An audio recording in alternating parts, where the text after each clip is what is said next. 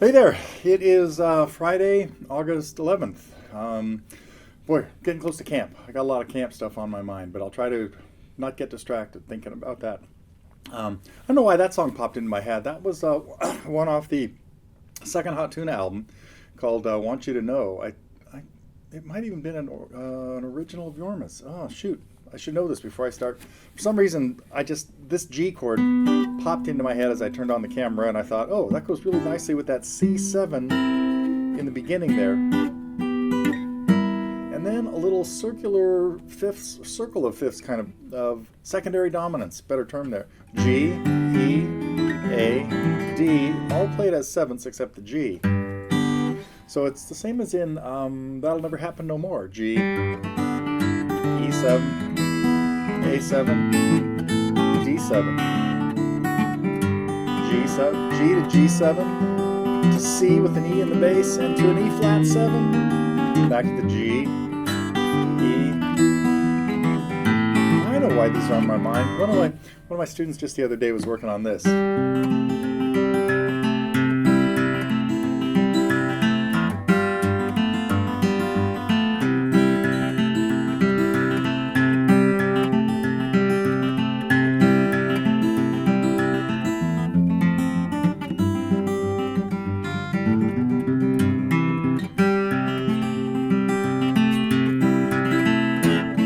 Candyman, great tune. Anyway, got blues on the mind. Yeah. Oh, and one of my other students was working on.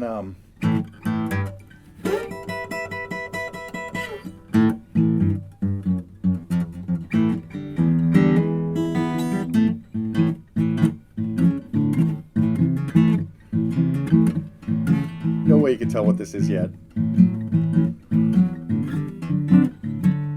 It just turned into a pretty simple 12-bar blues.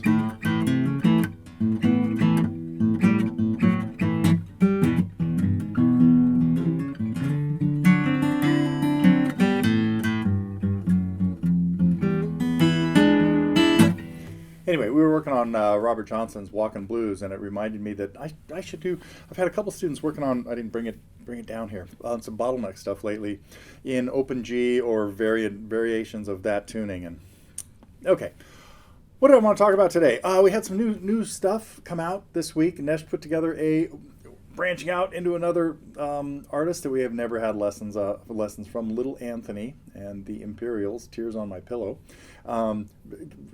Cool, Doo-Wop 50s kind of thing. And then I got sidetracked this week. Happens all the time, of course. But I was reviewing a lot of stuff that we put out in some of the new packs that came out. We've got a pack of jazz tunes. What did I play at the beginning of that?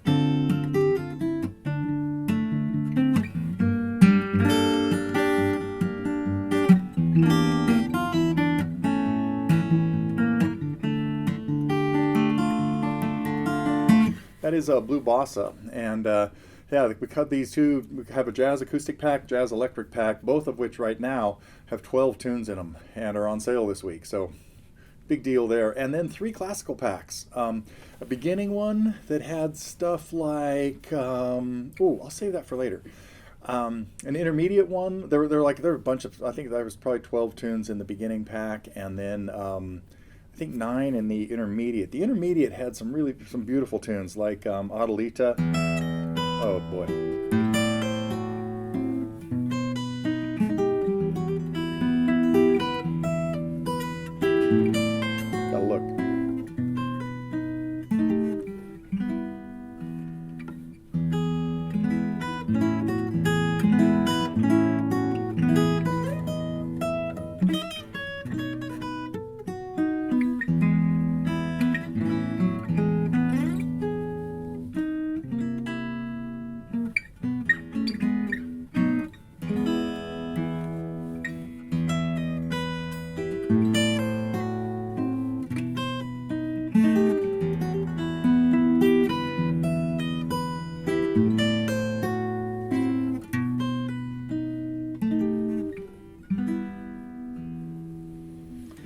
Yeah, a couple of tunes like that I think are in the intermediate pack. Lagrima.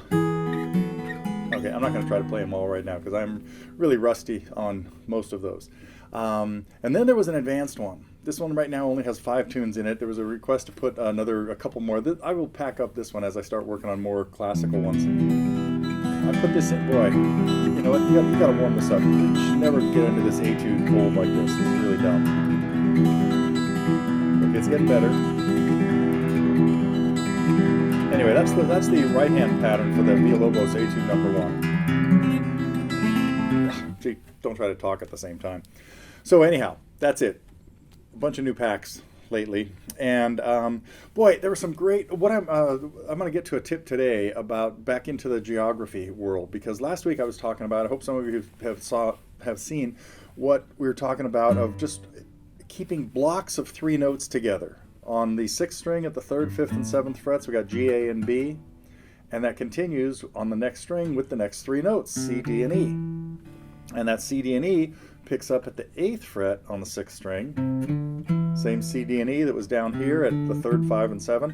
And then that C, D, E up here picks up on the next string at the 8th, the 5th string, with F, G, A. Okay. I want to talk about some distances, some things, easy ways to recognize intervals in a few minutes. I got a couple other things I want to go through. I think, great requests for lessons. I love the suggestion. Alberta, the Colin Hay tunes. We definitely need more Colin Hay songs. The Milk Carton Kids. That was really cool. Nice guitar playing and nice harmony in there. So I definitely look at everything people put in there, so don't hesitate to put in your requests for some cool tunes in there. Even today, I had a student here who was working on a Miranda Lambert tune, and I thought, oh God, that would make a great lesson. It's a nice little finger-picking piece, not too difficult. So keep the suggestions coming. I guess that's where I'm going with that. One quick, I guess I want to take a little survey because, our camp is coming up in, 4 weeks now, on September 11th. And there are some people on the waiting list that I really couldn't get to. So the waiting list, I'm toying with the idea of a slightly different camp in April. So if anybody's interested in coming out to like a 3-night camp around April 25th, we would do Thursday, Friday, Saturday nights and wrap it up on Sunday, is what I'm thinking. And it would be a little bit more instructional and less performance oriented. So if anybody out there has been thinking about coming to our camp but is afraid that 4 nights of open mics is too much, we would be doing more playing together and more one-on-one or 1-on-6 maybe instruction at different times like that. So the International Guitar Camp might be branching out into the spring of 2024. And of course we'll have our regular one in September as well. So anyway, thoughts on that would be great. Okay, let me get into the geography that I wanted to do today. One thing is, you should know that 0 and 12 of any string are an octave apart. There are 12 frets in an octave. Got it? So any way you can get 12 frets by going across the strings will get you to a note that is an octave away. Now the strings are tuned. A lot of people now maybe don't recognize this, but when I was learning guitar, the way we tuned the guitar was by using the 5th fret of the string that you already got in tune somehow. Before we had tuners, we had pianos and still had to use our ears, or pitch pipes or whatever, tuning forks to get you one note. All you need to do is get one note. Then you, of course, get the rest of them from there. And so in this case, again, the old school way of tuning is get the 6th string in tune and then use the 5th fret of that to tune the next one. Well, that means that these 2 notes are 5 frets apart. Got that? Well, we then use the 5th fret here to get this note here. These 2 are also 5 frets apart. So every time you go from one string to the next at the same fret, the 3rd fret, it doesn't matter what fret, that's the equivalent of going 5 frets. In musical terms, that's a 4th, because that would be the 4th note of a scale. So this gets a little confusing terminology-wise, because if we play the first 4 notes of a major scale, E, F sharp, G sharp, A, we've gone a 4th. The physical distance of a 4th is 5 frets. So this to this is a 4th, and it's 5 frets. That means that this to this plus 2 more frets would be a 5th. And And that's what gives us our power chord shape. These two notes on any of the lower 3 strings are all fifths. So from one note to the next string and 2 frets higher is a fifth. That's the equivalent of 7 frets. Well, if I add 5 more frets to my fifth, I've now got the octave. These are notes that are 2 strings apart and 2 frets apart. This is 2 Gs in this case. So octaves on the guitar, at least on these 2 strings, on the 6th string and the 5th string, look like that. So when you play like an E chord, and you're trying to like figure out what parts of the chord this is, well, the root is here, and this is then a fifth, and the next note is another root. That little layout, this is sometimes people play their power chords with three notes. 2 notes at the higher fret or on the higher strings, and 1 on the fifth on the lower one. And that's because that's a root, a fifth, and a root. And the same thing is true if I'm in the A family, that I've got a root, a fifth, and a root. And that means the next note in the case of the A family is the 3rd of the chord. So in the case of A, that note is on the 2nd fret for A major. And in the case of E, it's on the 3rd fret. Okay. I think that's it for now on that. But recognizing octave, I'll take it one step further. If we want to get an octave from the 4th string, we have a little bit of a problem, because from here to here would be our 5 frets, open to open. But here to here, the B string is only tuned at the 4th fret. It's a fret short. So here I've got 5 frets from D to G. Then I have only 4 frets from G to B.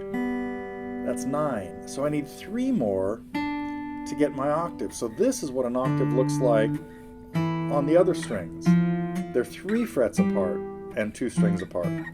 And the same thing would be true on the G and the E strings.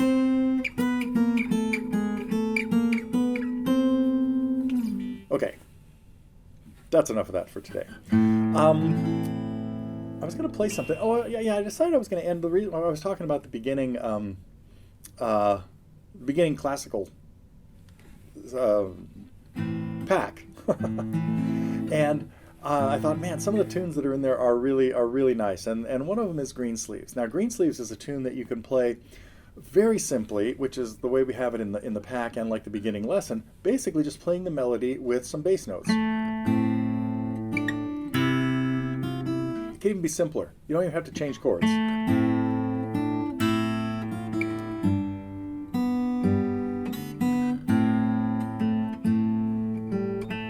Got to decide, do I want to use the G sharp or the G natural? A minor for 2 measures, G for 2 measures, A minor to E.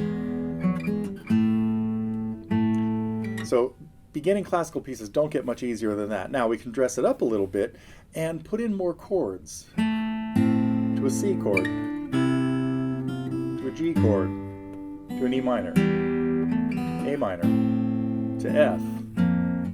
I'm still trying to decide, do I want to do this or this? Back to A minor, C, G, E minor, A minor, E major this time, back to A minor. Then you can dress it up a little more.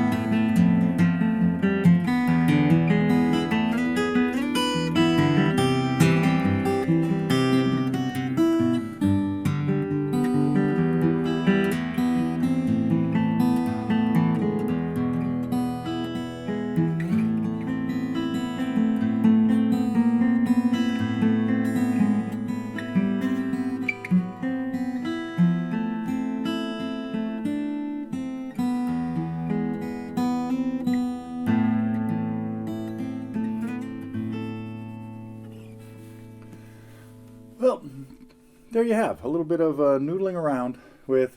Oh, I got to tell you one more thing about Greensleeves, because sometimes it's played in the minor mode using an F natural.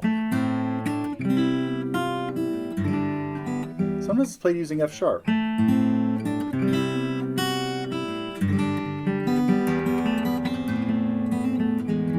Which makes it Dorian. So it's a song that can be played in the minor mode or using the minor key, or in the Dorian mode if you use F sharps in that melody. Gives it a little less, a little happier sound. Instead of this,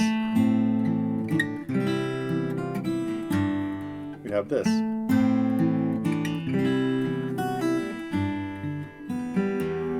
Anyway, it's there you go. Little thoughts on minor versus Dorian modes as well. Okay, I think that's everything I wanted to talk about today. Played a few tunes, and I will be back. Yep, nothing in the way for next week as of now.